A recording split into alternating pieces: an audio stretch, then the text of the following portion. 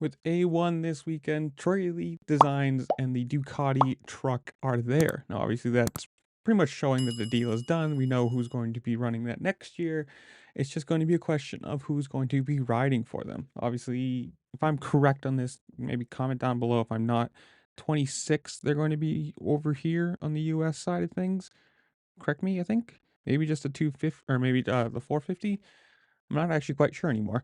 I mean, obviously, they're not going to come up with a truck like that with all the sponsors on it, spend the time and the money to graphic it, try like drive it there, have everything ready, and then have you like, never mind, we're not doing this. No. So apparently tomorrow, or as I'm recording this tomorrow, there's going to be a big announcement about what it is, whether it's when they start racing, who they're going to have for riders. I don't know.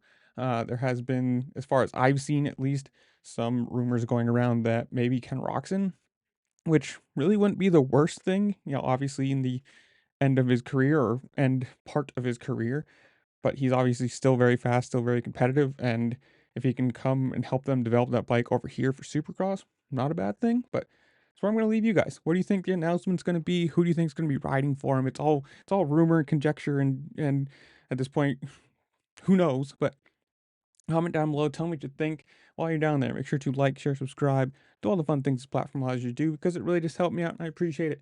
And with that, I'll see y'all later. Peace.